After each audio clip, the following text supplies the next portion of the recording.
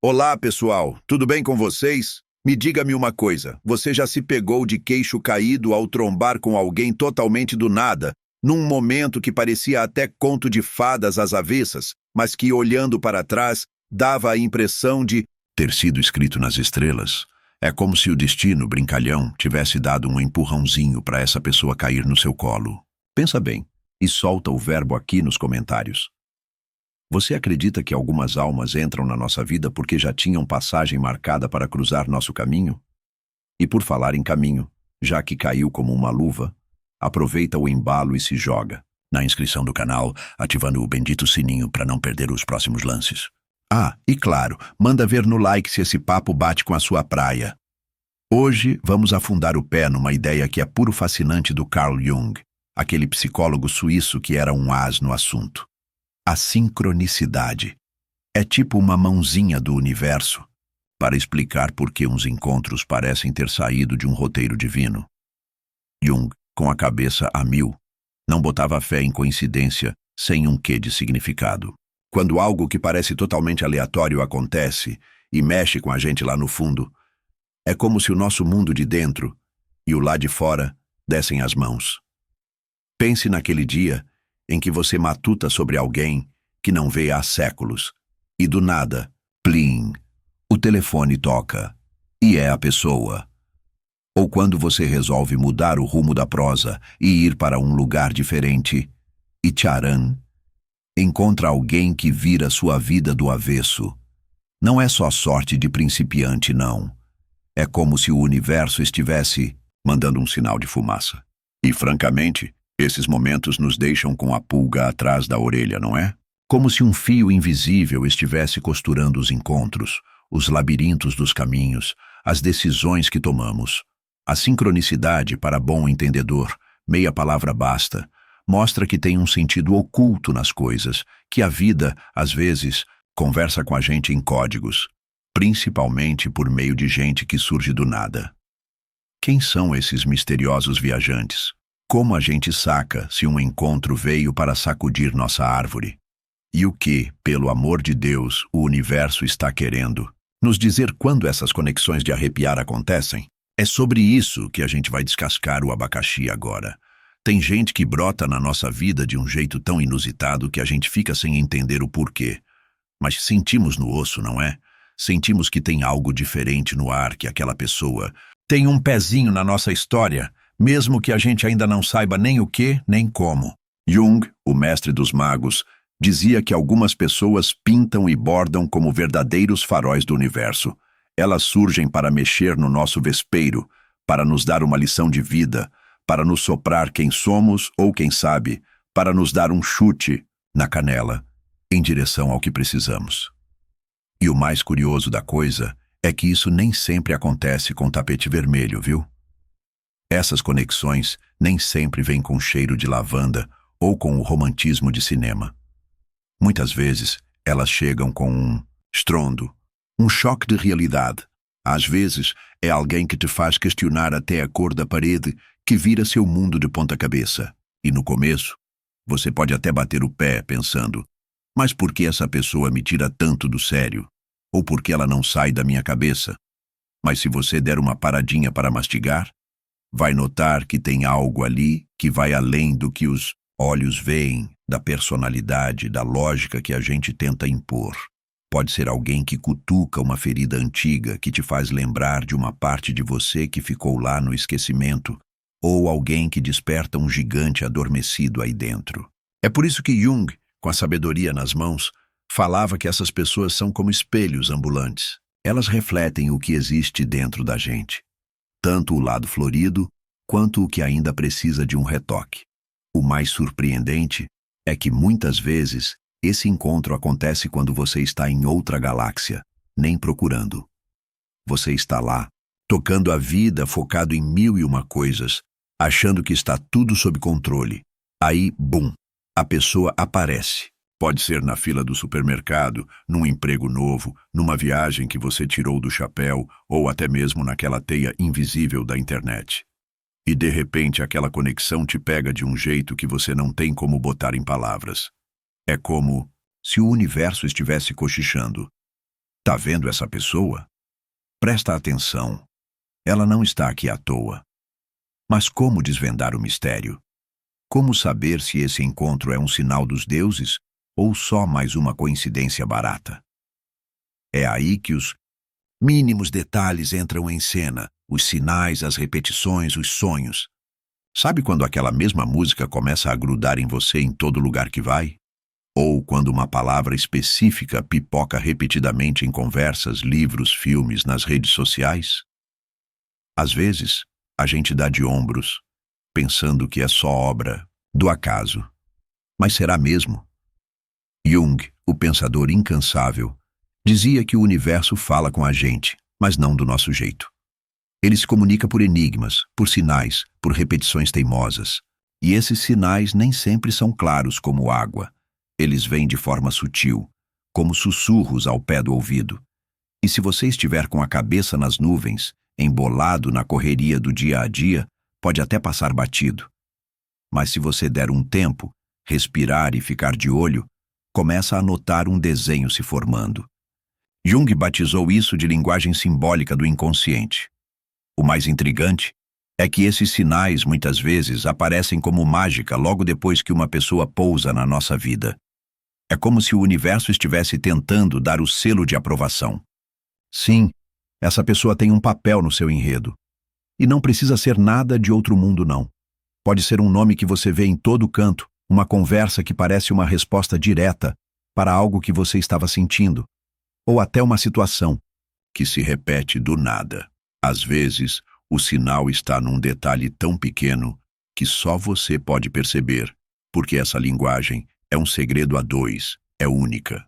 É como se o universo falasse uma língua feita sob medida para você. E quando você começa a se abrir para essa melodia, tudo muda de figura. Você passa a ver que tem mais coisa embaixo do pano do que seus olhos conseguem alcançar. E, melhor de tudo, começa a sentir que existe um propósito maior por trás de certos encontros, porque essas conexões não aparecem só para encher um vazio ou trazer companhia.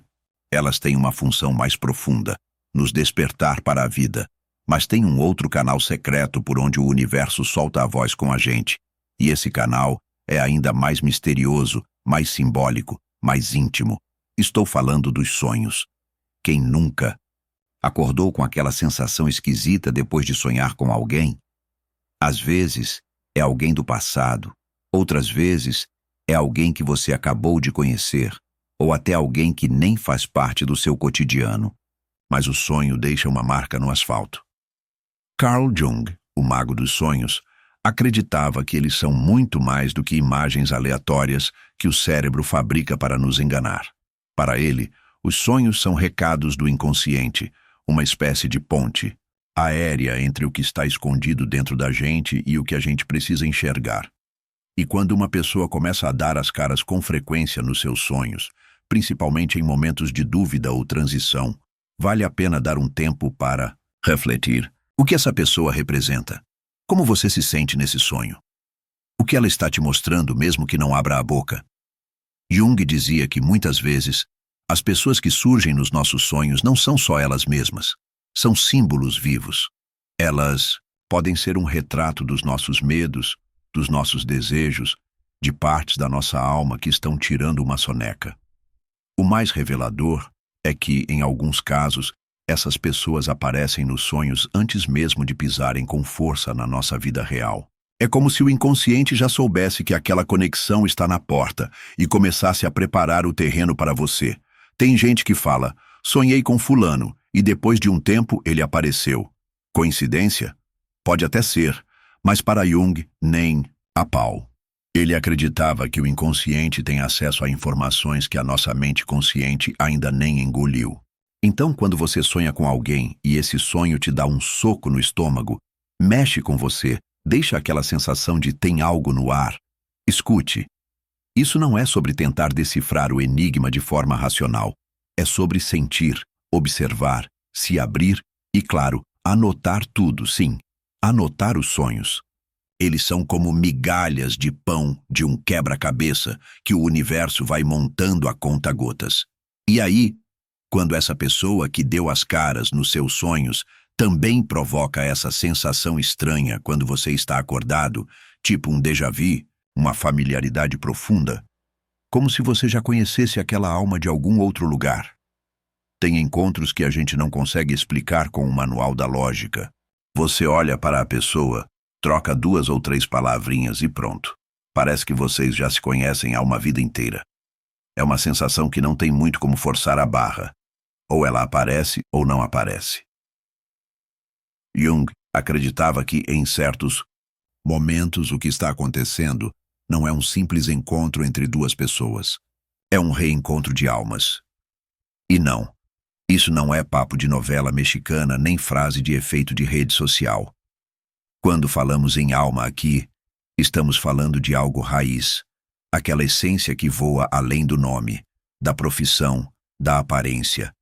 É como se num nível invisível você já tivesse vivido alguma coisa com aquela pessoa, e talvez tenha mesmo. Jung acreditava que o inconsciente coletivo, essa parte da mente que todos nós compartilhamos, carrega registros antigos, coisas que atravessam o tempo, que vêm de gerações passadas, de vidas anteriores, de experiências que deixaram marcas profundas. E quando você encontra alguém que desperta essa memória adormecida, o corpo sente, a alma reconhece. Pode vir como uma sensação de paz, de pertencimento, ou até como um medo inexplicável. Às vezes, você sente vontade de se aproximar, às vezes, vontade de dar no pé, porque essas conexões mexem com a gente de um jeito diferente. Não é sobre afinidade de hobbies, é sobre afinidade de energia. E tem mais. O tempo parece funcionar diferente nesses encontros. Às vezes, uma conversa de 2 horas parece mais significativa do que uma amizade de 10 anos. É como se cada palavra trocada carregasse um peso, uma entrega, uma intimidade que não precisou ser construída. Ela já estava lá. Jung chamava isso de processo de individuação. Quando a gente começa a perceber que algumas pessoas entram na nossa vida não para nos completar, mas para nos ajudar a descobrir quem realmente somos. Mas olho vivo, essas conexões, por mais bonitas que sejam, nem sempre são leves como uma pluma. E é aí que o bicho pega. Porque muitas vezes o verdadeiro propósito desse reencontro não é te dar conforto, é te tirar do seu ninho aconchegante, é te mostrar coisas que você talvez não queria ver, mas precisa. Quando a gente ouve falar de alma gêmea ou conexão de alma, é normal imaginar algo leve, bonito, mágico. Mas nem sempre é assim. Às vezes, a alma que se conecta com a sua não vem para te dar carinho. Ela vem para te dar um chacoalhão. Carl Jung tinha uma frase que era um soco no estômago. Encontros importantes são planejados pelas almas muito antes dos corpos se verem. E sabe o que ele queria dizer com isso? Que algumas pessoas entram na nossa vida para acionar algo dentro de nós, e nem sempre esse algo é agradável de encarar. Às vezes, é uma dor antiga, uma insegurança que você esconde, uma parte de você que foi passada para trás por anos. E essa pessoa aparece como um espelho sem dó, refletindo tudo o que você não queria encarar. Ela te tira da zona de conforto. Ela te mostra o que ainda não foi curado. Ela cutuca suas feridas não por maldade, mas porque esse é o papel dela na sua jornada. E isso pode ser um nó na cabeça, porque, ao mesmo tempo que você sente uma conexão profunda, sente também dor, confusão, resistência. Você se pergunta, como posso sentir algo tão forte por alguém que me desequilibra tanto? Mas a resposta pode estar justamente aí. Essa pessoa veio para te acordar, para mostrar que você está pronto para ver o que antes não via. E é por isso que essas conexões mexem tanto com a gente. Elas não alimentam o ego, elas dão um baile no ego. Aí entra um ponto crucial que Jung sempre batia na tecla, a sombra. A sombra é tudo aquilo que a gente reprime, esconde, finge que não sente. E essas pessoas especiais, essas almas espelho, costumam iluminar exatamente isso. a gente começa a enxergar aspectos nossos que estavam enterrados debaixo do tapete. Começa a ver o medo de abandono, o orgulho, a carência, a raiva, a fragilidade. E não dá mais para tapar o sol com a peneira. Por isso, essa conexão pode ser intensa, mas também cansativa, profunda, mas desconfortável. Jung dizia que é nesse ponto que a gente tem duas escolhas: fugir ou crescer. E se a gente escolhe crescer, o próximo passo é entender que essa dor não é castigo, é um convite, um chamado para a evolução. Mas como converter essa dor em autoconhecimento? Como usar esse espelho para realmente se enxergar e se aceitar? Quando alguém te mostra, sem querer, exatamente onde o calo aperta, isso pode parecer cruel, mas às vezes é o primeiro passo para você finalmente se curar. Carl Jung dizia que a nossa relação com o outro revela a nossa relação com nós mesmos. E é exatamente por isso que certas pessoas nos tocam tão fundo, porque elas refletem partes nossas que estavam esquecidas, escondidas ou simplesmente sem solução. Essas conexões, mesmo quando são um caos completo, têm um valor imensurável. Elas mostram o que a gente ainda precisa olhar com mais carinho, com mais consciência. Vamos dar um exemplo para clarear as ideias. Imagina que você conhece alguém que te faz se sentir inseguro. Você se compara, se sente pequeno. Ao invés de botar a culpa na pessoa ou fugir da situação, Jung diria: olhe para dentro, de onde vem essa insegurança? O que ela quer te mostrar? E aí começa o processo. Você começa a entender que aquela dor não é nova. Ela só foi despertada agora. E ao invés de ver o outro como o problema, você começa a ver o outro como um espelho.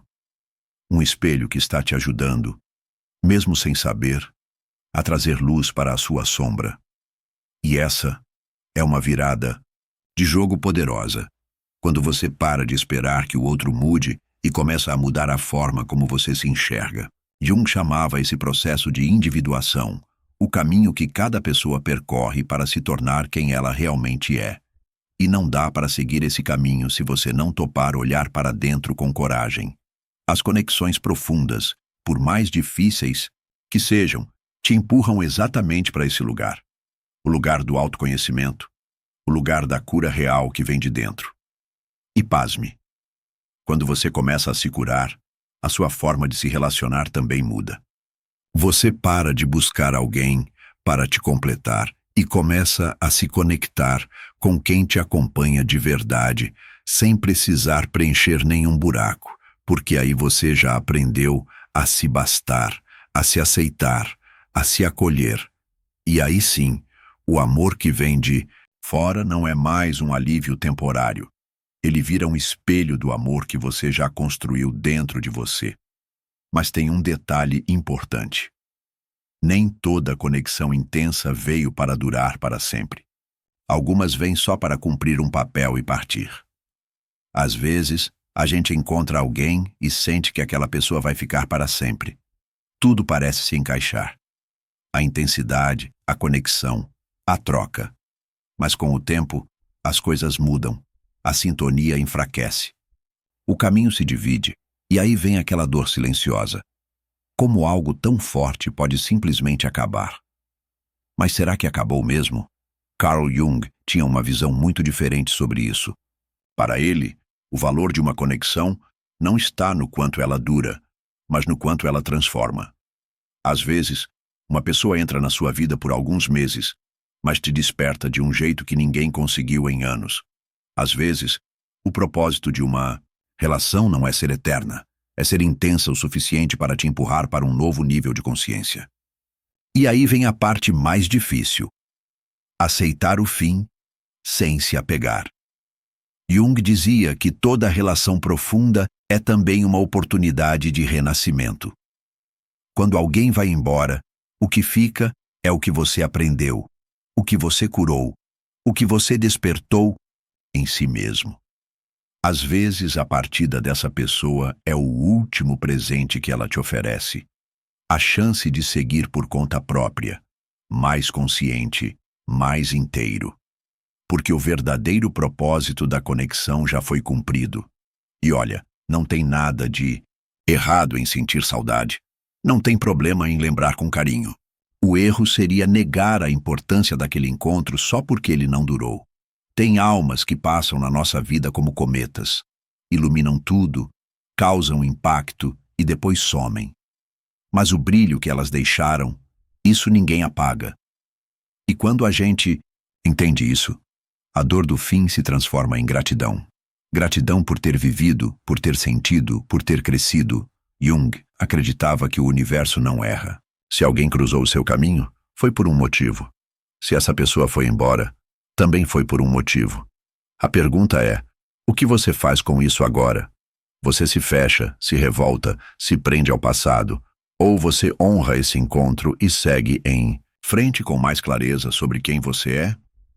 Lembre-se, tudo o que o universo tira é porque algo dentro de você já está pronto para se renovar.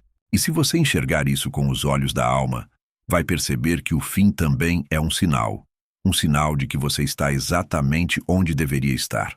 Se você gostou desse mergulho profundo nas ideias de Jung, fica ligado aqui no Pense Outra vez para não perder os próximos conteúdos que prometem mexer com a sua cabeça. A gente se vê no próximo vídeo.